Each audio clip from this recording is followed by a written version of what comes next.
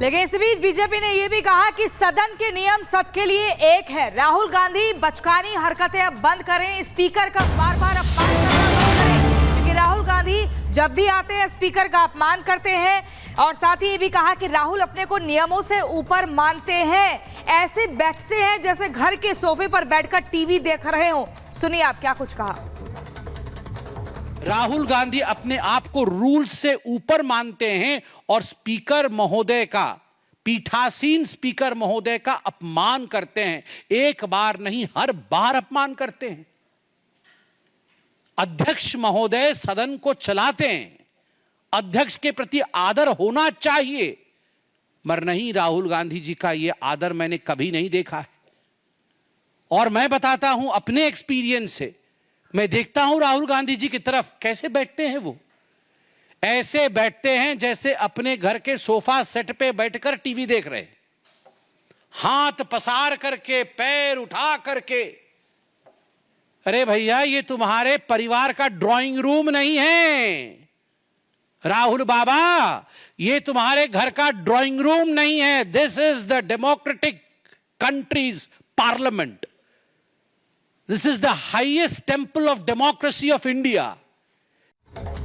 वहीं गिरिराज सिंह ने भी राहुल गांधी पर बड़ा हमला बोला है और कहा है कि राहुल गांधी हिंदुत्व को कभी आतंकवाद कहते हैं, लेकिन अपने को लेकर कुछ भी बोलने से बचते नजर आते हैं। गिरिराज सिंह ने फिर से प्रश्न खड़े किए हैं। क्या कुछ कहा है गिरिराज सिंह ने, एक बार सुनवा देते हैं आपको। देखिए, मुझे लगता है कि हंगामा करना मकसद था, हाउस को डिस्टर्ब करना विपक्ष का मकसद था। ये कौन बड़ी बात है। अगर कोई मुझसे पूछे कि गिरिराज तुम्हारी जाति क्या है, तो मुझे बताने में कौन सी दिक्कत है। कोई पूछे मैं बता दूंगा, लेकिन राहुल गांधी से मैं भी पूछता हूं कि आपकी जाति क्या है, आपका धर्म क्या है। ये न जाति बताएंगे न धर्म बताएंगे।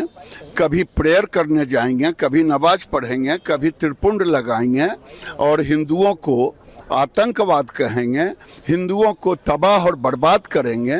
ये चाहते हैं भारत का सनातन तबाह और बर्बाद टूट हो जाए और भारत एक विखंडता की ओर जाए। लेकिन गिरिराज जी वो कह रहे हैं कि बीजेपी ओबीसी, दलित, SC ST के खिलाफ है, चाहती नहीं है कास्ट सेंसस हो, जाति जनगणना हो, और इसीलिए उनके हित की बात नहीं करती है, उनके खिलाफ बात करती है। मैं काम करता हूं, मैं पूछना चाहता हूं कांग्रेस से, अभी फिर कहाँ हूं और फिर आप वही प्रश्न पूछ रही हैं।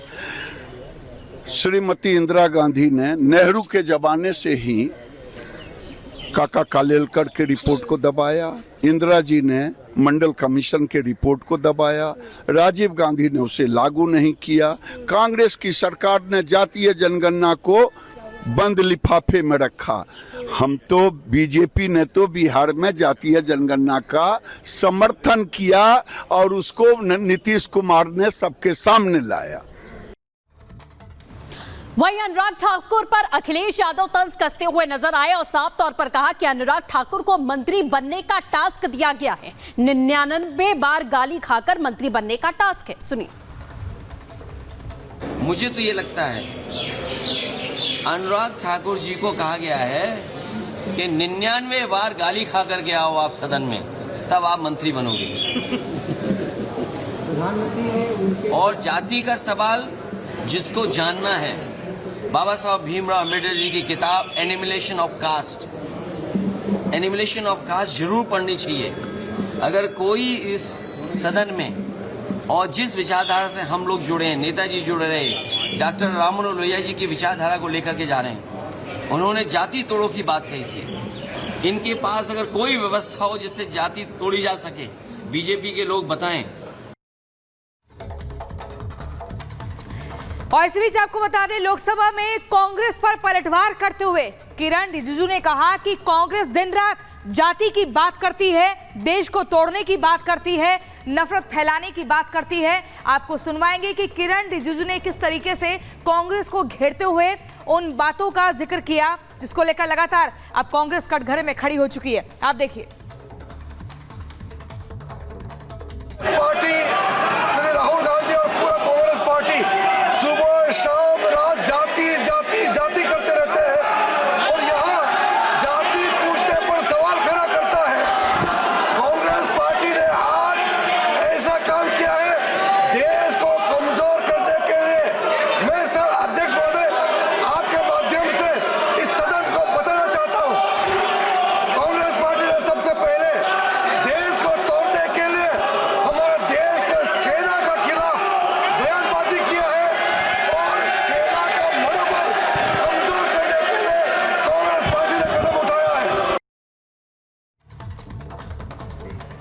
चलिए आगे बढ़ते हैं। सपनों को पंख लगाए देश के कोने कोने से तमाम विद्यार्थी दिल्ली आते हैं, सपना लेकर आते हैं कि वो कुछ बनेंगे, लेकिन अब जो मौतें हुई हैं वो कई सवाल खड़े कर रही हैं कि जिम्मेदार यहाँ बच रहे हैं कि आखिर कैसे अधिकारी रिपब्लिक के सवालों से जान छुड़ाकर भागते दिख रहे हैं, क्योंकि हम सवाल पूछ रहे हैं इस सड़ती व्यवस्था को लेकर और किसी के पास जवाब नहीं है। रिपोर्ट देखिए।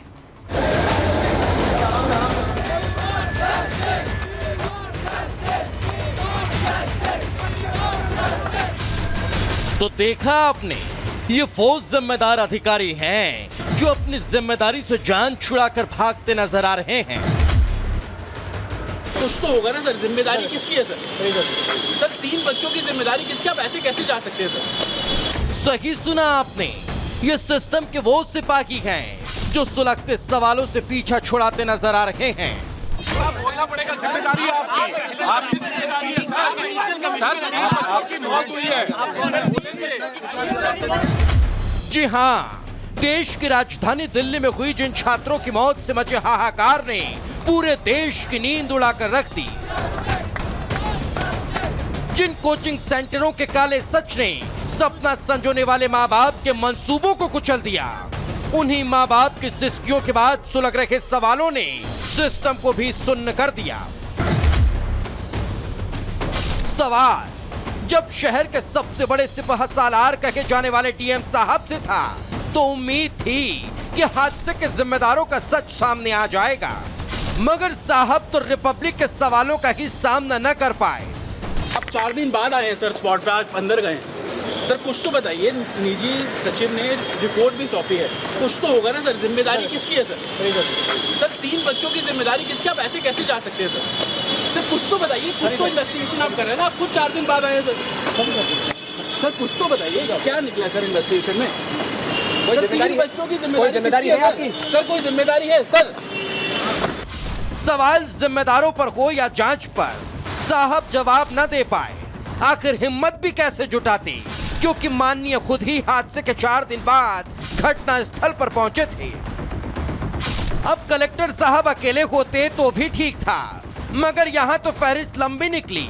तू डाल डाल में पात पात की राह पर चलते एमसीडी कमिश्नर भी रिपब्लिक के सवालों से बचने का न सिर्फ रास्ता निहारने लगे, बल्कि तपाक से पास के बिल्डिंग में जा पहुंचे।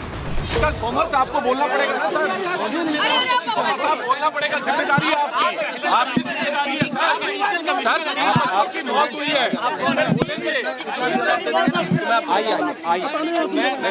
अपनी आईडी कार्ड देखिए स्टूडेंट आप बोलेंगे ना सर। देखिए स्टूडेंट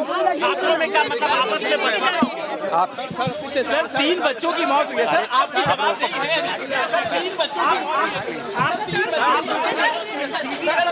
कोई बात नहीं, वहाँ पे क्लोज करो।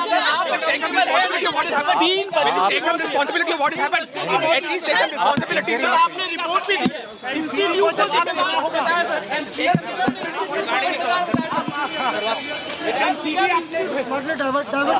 सर। जब सिस्टम की लापरवाही से जन्मे सवालों का जवाब प्रशासनिक अधिकारियों से न मिले तो